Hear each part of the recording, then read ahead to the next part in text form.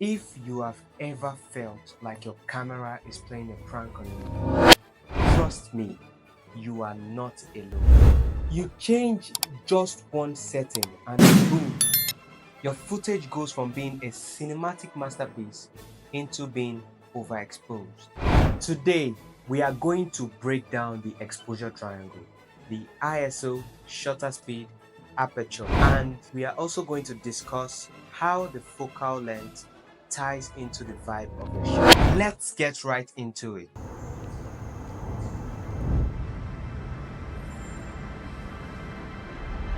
Think of the exposure triangle as a camera's version of rock, paper, scissors.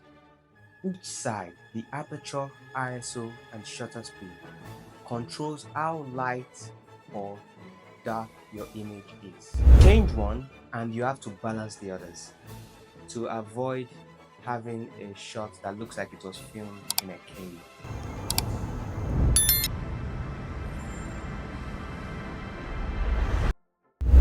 The aperture is basically the eyes of your camera lens.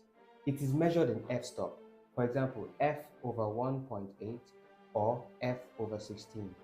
The smaller the number, the wider the opening of your camera lens. A wide lens equals more light entering the camera, which is also equal a shallow depth of field. That creamy background blur we all obsess over, it's all thanks to the low f-stop number. If you want to isolate your subject and make everything else go bokeh, go wide. But if you want more in focus, stop it down.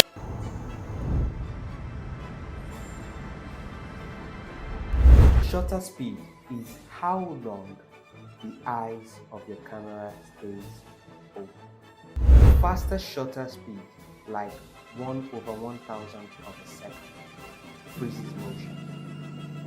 It is great for action. But if you reduce it to something like, say, 1 over 30th of a second, it will give you motion. But remember, a slow shutter speed means more light hitting the camera sensor. So as you are shifting the shutter speed, remember to adjust the ISO and aperture to create that balance.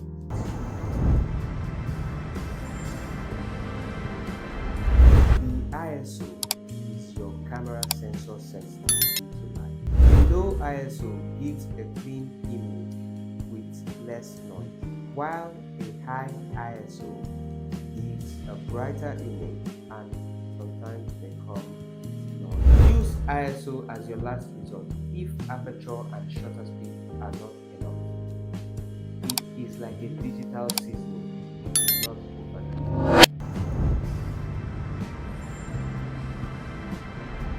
The focal length is technically not a part of the exposure triangle, but it plays a big role in how your image looks and feels. Long lenses like 85mm or 135mm compress your image, makes everything flatter and more intimate. It is great for vlogs, shooting landscape, or running through the hallway like you are in a Christopher Nolan film. It is perfect for portraits, making a room feel more cozy and not cramped.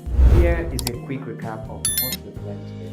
The aperture has to do with the light that gets into the camera, the openness or closeness of the camera, and also aids flow in our footage. The shutter speed has to do with light and motion, while the ISO has to do with light and grain. The focal length is more about the visual feel. Master these and you're not just